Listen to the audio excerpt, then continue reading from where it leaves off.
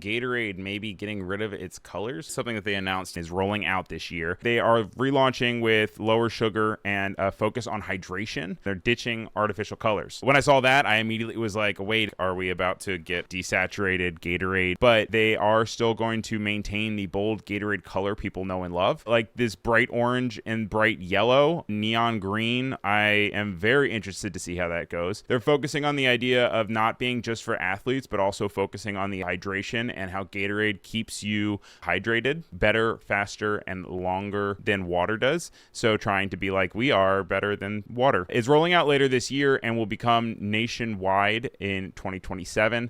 Moving on to some legal battles, Aston Martin is launching a logo dispute. So Geely is another automotive developer over in Europe. Aston Martin recently sued Geely over allegedly similar logo design. So this is what Geely's logo normally looks like. This is the iconic Aston Martin. The dispute began back in August 2022, which is 4 years ago. Geely applied to registered 3 new logos, one of which was this one on the bottom. It's this horse with the wings on the side. And it turned out to be blocked by Aston Martin a few months later. The case was then overturned in March 2026, which was last month. And so now Aston Martin is suing Geely. I'm wondering if you guys think that this is a valid dispute or not. I'm going to make this a poll in the chat, and the results are 50% say yes to similar, and 50% say no, I don't think so. So you guys are split directly down the middle, and that is our final result for this episode. If you missed the poll in real time, you can leave a comment and let me know how you feel. Now, stay with me. All coming from Ryan Selvy. This is not commentary or analysis coming from Adobe. There was a recent Color Bright case study all about visual identities of these AI brands. They're everywhere, multi-billion-dollar companies branding themselves, doing the impossible task of branding something that's not very visual. They went ahead and they put all these different brands down here, mapping them all along this grid. They managed to break it out into brand buckets. And these are all the different kind of ways that they are representing different AI. I think that there's a lot to take away from this, both from an understanding of like, if you want your thing to not look like AI branding, or if you're looking into AI branding or something. I think these are just really important to know, and also know how they're being perceived. You have Sketch and Scribble, Anthropic and Notion, also even Microsoft using this kind of refined doodles. But then you also have like Outer Space, which I feel is dated to the early 2020s, like astronauts a lot in the crypto space. And to me, like when I see the different space stuff, while I love space, I still see it and I'm always kind of like, oh, this feels a little bit older. There's also digital impressionism, which is crazy to me because this is computers and stuff, but then it's going off of this idea, human feeling of like putting paint on a canvas and making something. I mean, I guess the chaotic placement of everything does reflect a bit of a large language model or generative imaging, but it's just kind of weird to see that connection. And then also, of course, surrealism, very much of a thing. No matter how you feel about AI, I think it's an interesting read because it is all about the visual identity of these things. And we love a visual identity here on the rebrand segment of the show.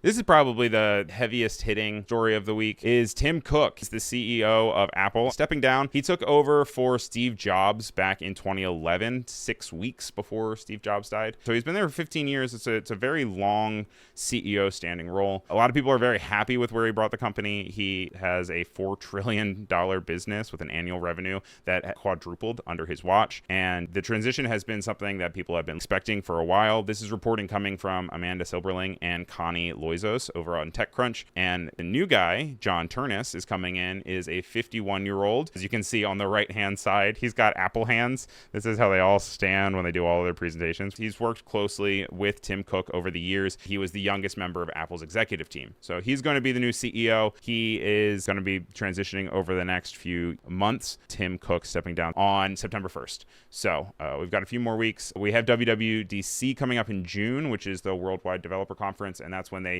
normally announce new software, sometimes new hardware now, in June. And so that will probably be Tim Cook's last presentation. It'll be interesting to see where Apple goes from here. There is a new camera, but it's not new. It is a reissuing of the Widelux, which I had not heard of before. It's a panoramic camera. We have all gotten very used to panoramas now because you take your phone, the phone does all the work for you and it stitches it together. But this is a film camera. Now you're like, where is the lens when you look at this picture? So you can see here that this is how it works. It goes left to right and it moves the lens along in this barrel rolling mechanism, and they're using actual brass parts to recreate this. But it's not just moving the lens, it's actually also moving the film behind it as well, because apparently in the early 2000s this company's manufacturer burned down to the ground over in Japan, and you were not really able to create replacement parts and stuff. And so it has this fan following, one of those being rich actor Jeff Bridges. And so they are rebuilding it from the ground up, staying true to its analog roots, and will be purely mechanical. You can see here, like, this is what it creates with negatives. It even gives you a really wide viewfinder, so you even get to see kind of what you're going to be shooting, and then you crank it back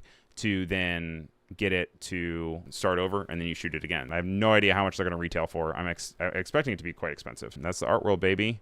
That's the art world, baby. But let's talk about things that you'll never be able to see. And that, guys, is that the DJI new Osmo Pocket 4. This is the first one that is being hit with the realization that DJI as a company is not being allowed into the country. This is unavailable for purchase because it has not received the required FCC authorization. Back a few years ago, the Biden administration saying that they needed to have a audit of security, and they said, okay, we're going to pass it off over to the FCC to be able to do this audit. If you don't do it by this date, which was back in December, you can no longer distribute drones or anything else in the country. Now, it came and went, and they have not heard anything from the FCC. They are actually suing the US government to get them to actually review it, because they haven't denied it and they haven't reviewed it. They just haven't reviewed it. So that means that it's not accessible to anyone in America. But with that being said, there are other ones that are hopping in and saying, hey, if you can't do it, we'll do it. And so Insta360 has a Luna Series camera that are now putting the Osmo Pocket in its crosshairs. This is coming from Petapixel, from Jeremy Gray.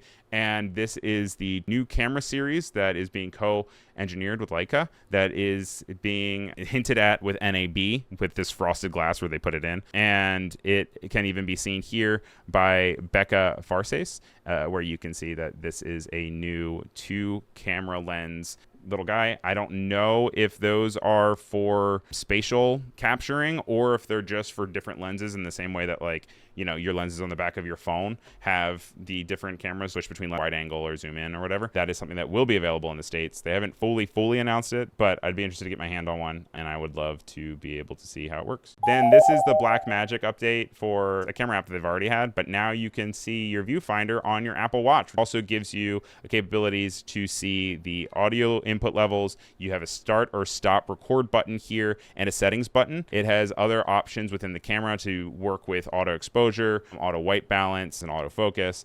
And obviously it's not going to replace your need to having a full-size monitor, but like, let's say you're recording yourself, or maybe you want to make sure you're in frame while something. YouTube thumbnails might be going away. I learned about this through Jade Beeson. This is a post that happened actually back in March on the YouTube Updates channel, and it says that they are testing Discover videos with previews, and so they're experimenting with a new Discover video with previews feature. And when you click the entry card to your homepage, you'll see 5 to 10 previews featuring short, engaging moments from videos that are already recommended to you. If this happens, that means that the idea of thumbnails and clickbait stuff all might be a way of the past. But just start really focusing, if you're a YouTube creator, to make sure that you have visual interest in whatever you are creating. Europe will require mobile phones to be sold with user replaceable and longer lasting batteries starting in 2027. When the EU made it so that iPhones had to have the same charging port as Android and everybody else, then Apple was just like, okay, we're just going to do it everywhere. So it will be interesting to see if then Apple updates it in a way to make it that way across the world, or if it'll be specific to Europe. But regardless, it is great news for everybody who wants to hold onto a phone longer, and like maybe the only thing that is the driver for you to get a new phone is because your battery does not last. This is for the new ChatGPT image model 2 that recently was announced. The Adobe team actually asked for me to highlight in the show. I want to make sure I give you guys full disclosure when that happens. Adobe implementing GPT image 2 into Firefly. This is a new image model. ChatGPT Images 2.0 is really good at having text. It's really good at fidelity, being able to move things around. Look, it can even do this crazy like handwriting thing here. And you might say, well, Ryan, how how is that useful for me? I'm a designer. I like to design the things I want. Actually, Adobe put in their best practices some really good ideas to actually be able to use it. It's saying that you can bring things into an interior space. So you can swap out the new furniture, materials, decor. They're saying that you can create and update on-brand visuals for every moment, bringing your product ideas to life faster. And this is being able to take something that you have and implement it into an image. And then it says that you can also use it as mood boarding. You still do your thing, you still stay in your lane and be able to create the things and be the creative control behind it, but this might be able to just get you to a point where you are like, okay, cool, I don't have to download a mock-up off of Adobe stock and put it into a space. Like, I can make it a little bit more reflective of having it here. You can use reference images. You're like, I want this in this space. Then you can still focus on the design, and you can say, all right, I want this to now be a logo on the wall in the space of the photo that I took with the design that I made, to then put it together to speed up your workflow.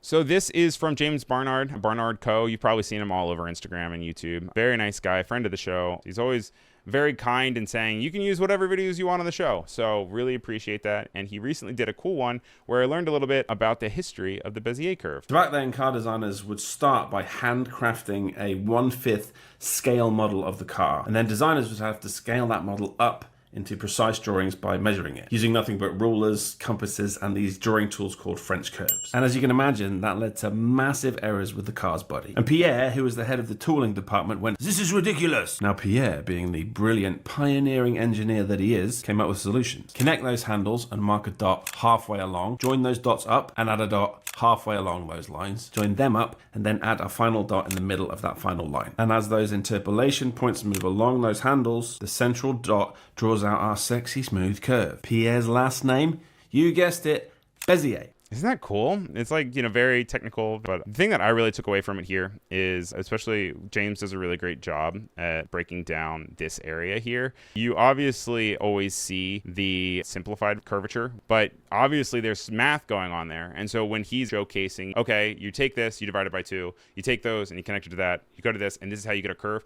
Obviously that's how curves work, but until he was able to lay it out and have this really cool animation that then shows you the curvature here, it shows how it truly is a mathematical equation that then gets you scalable curves. Just essentially when you're saving a EPS or an SVG, you are just saving mathematical equations, and all that is doing is on your computer, it's saying, look, here's these points, curve them between this, curve them between that. And that's why it can scale so far up and scale far down. But if you're working in vector, that means you're just working in mathematical equations.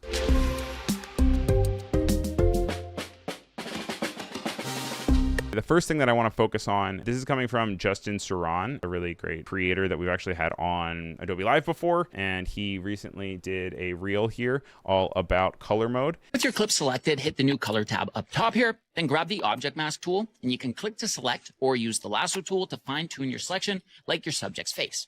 Then right click the object mask icon here, hit track mask, and Premiere locks the adjustment to your subject for the entire clip. No keyframes, no roto, just a few clicks. Then adjust whatever you want. Exposure, saturation, sharpness, literally anything. So I think it's really cool. You'd be able to really affect different areas. You can focus on focal points and be able to blur things out, color it, lighten it, darken it, move it around. And before you would have to do a lot of rotoscoping. You'd have to do a lot of masking, a lot of keyframing. And now it's kind of just like click. All right, I'm going to adjust that area. And then you can go from there, which is really neat to see. We're going to do this legendary graphic designers real quick. And so this is ZD Blog. They recently did 100 legendary graphic designers behind the world's most iconic art. It says every poster you notice, every logo you recognize instantly is the result of a deliberate design decision. So graphic designers don't just make things look good, they shape how we experience the world visually. Their work quietly influences culture, behavior, and even memory, often without us realizing it. And so what I want to do with you guys is I wanted you guys to all put number between 1 and 100 in the chat. And then we are going to look at a graphic designer on this list. Just spam the chat as much as you can with many numbers. And when I see one pop up from 2 different people, then we'll go with that one. 245 so far. Okay. We are going to look at the designer for designer number 45. Michael Beirut. Typography becomes the entire identity in Beirut's work for Saks Fifth Avenue. He says, where repeated wordmark forms both pattern and logo. Instead of relying on a separate symbol, Michael Beirut built a flexible system that adapts across packaging, signage, and branding, proving how a single typographic idea can carry an entire brand. He later went on to design high-profile identities like the Hillary Clinton 2016 campaign logo and has exhibited his work widely, reinforcing his role as one of the key figures in contemporary graphic design.